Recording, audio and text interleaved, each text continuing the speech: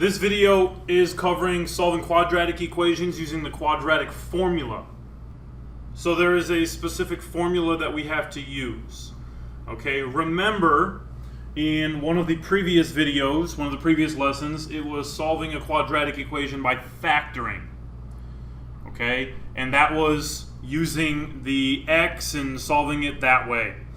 That way is still acceptable, but there are certain equations, quadratic equations, that will not be able to be solved with the x. Okay?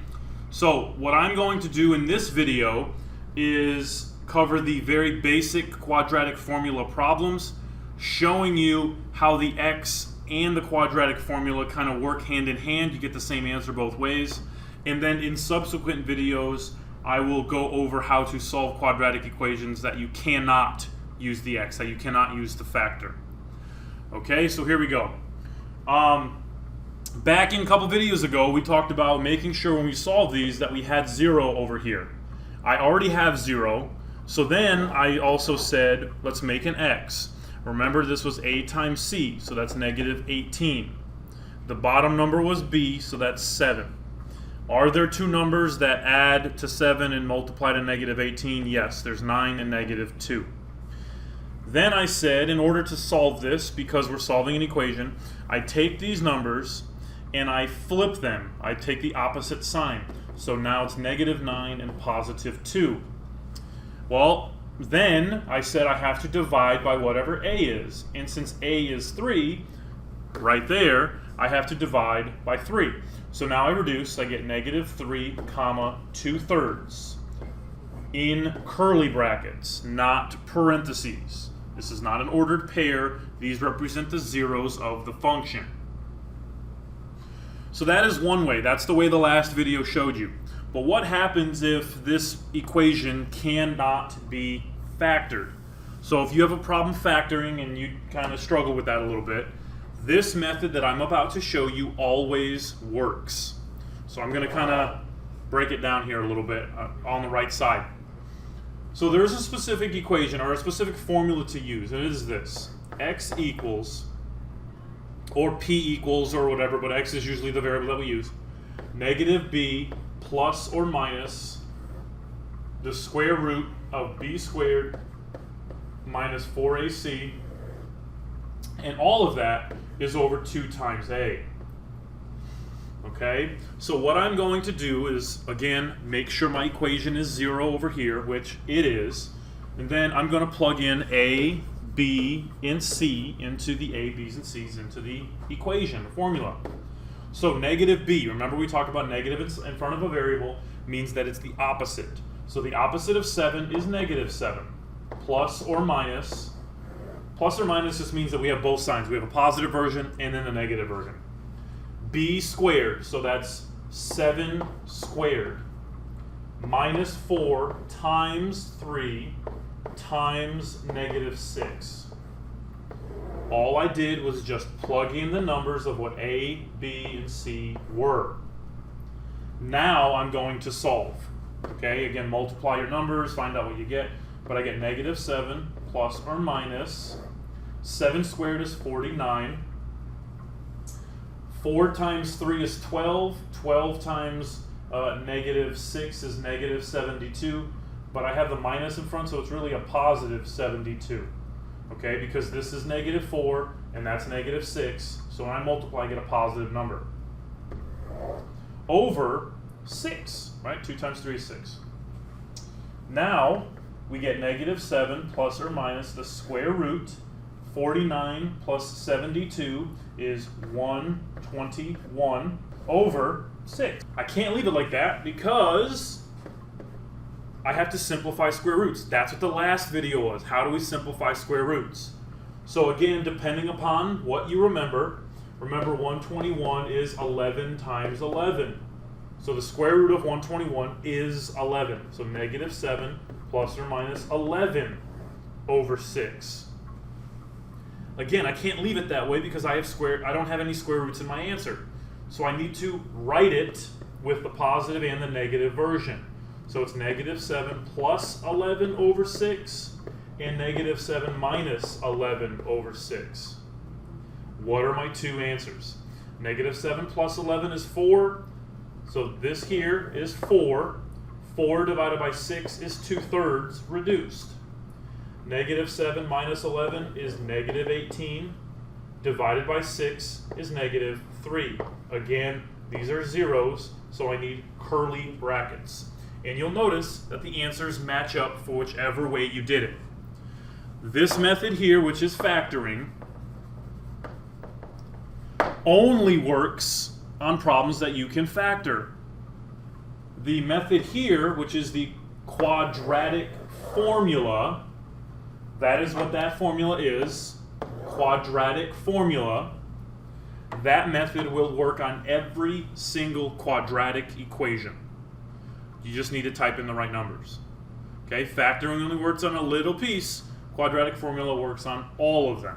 This problem here, I want to use a quadratic formula to solve. Okay, so again, quadratic formula, x equals negative b plus or minus the square root of b squared minus 4ac over 2a.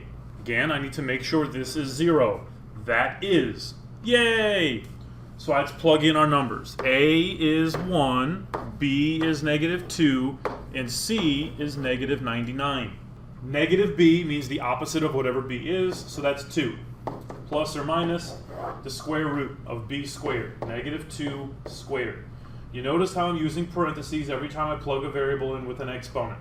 If you plug it into your calculator this way, with no parentheses, you're going to get negative 4, and that's not right. You need to use parentheses because you should get positive 4. Okay, be aware of that. Let's keep going. Minus 4 times A, which is 1, times B, which is negative 99, over 2 times 1. 2 plus or minus the square root of 4. Negative 2 squared is 4, because it's negative 2 times negative 2. Two negatives make a positive. Plus, how do I know it's a plus? Negative times negative means a plus. 4 times 1 is 4, and then 4 times 99 is 396 over 2. Again, let's keep going. I get 2 plus or minus the square root of, now let's add them, 4 plus 396 is 400 over 2. Okay, remember, square roots, we got to break them down using prime factorization if you were in early college, or we talked about perfect squares if you were in honors class. Square root of 400 is a perfect square. It's 20. So this is really 2 plus or minus 20 over 2. But again, I have the plus and minus there. Remember, we have to split it up. 2 plus 20 over 2 and 2 minus 20 over 2. 2 plus 20 is 22, divided by 2 is 11. 2 minus 20 is negative 18, divided by 2 is negative 9. And again, I need curly brackets. If you can't make those, just have some sort of squiggle. That's all that I need. I just cannot have parentheses. This example here, we're going to do the same thing. I want to solve it using the quadratic formula. So x equals, in this case it would really be b, right? Because b is our values that we're given, the variables that we're given. So b equals negative b plus or minus the square root of b squared minus 4ac over 2a. That hopefully will be memorized throughout the time doing this. The more and more you do it, the more you're going to memorize it because you're going to use it all the time. But I will always provide that to you in case you don't have it memorized. The next thing I need to know is make sure this is 0. That is not 0, so I have to add 4 to bring this over to make it 0. So I get 3b squared minus 8b minus 28 equals now 0. Now these are the numbers that I can use. Let's plug into our formula. So the opposite of b is 8 plus or minus the square root of negative 8 squared, remember parentheses, minus 4 times 3 times negative 28, divided by 2 times 3. So let's do our math now. 8 plus or minus the square root of 64 plus, because I have a negative and a negative, plus 336 divided by 6. So this gives me 8 plus or minus the square root of whatever 64 plus 336 is, which is 400, divided by 6. And in the last problem, we talked about what the square root of 400 was, but in case you forgot, it's actually 20. So the square root of 400 is 20. So remember, I have a plus and minus. Now I need to split it up. 8 plus 20 over 6. 8 minus 20 over 6. 8 plus 20 is 28. Divide by 6. That's a decimal. I don't want it. I want a fraction. Improper is okay, but I want it fully simplified. So I got to divide them by 2. So that's 14 over 3. And then this here is negative 12, 8 minus 20, divided by 6. So that's negative 2. And that is my solution to this example. This will be the last example that I cover in this video. If you need more help with harder quadratic formula problems, then look in the subsequent videos. So our formula is on the board. Negative b plus or minus square root of b squared minus 4ac over 2a. And this technically is n equals because our variable is n in this one. Next thing I need to make sure, is this 0? It is not. So I have to minus 12 to bring it over. So 5n squared minus 9n plus 4 equals 0. Let's plug in our values. 9 plus or minus the square root of negative 9 squared. Remember, I can't do it that way. I need the parentheses.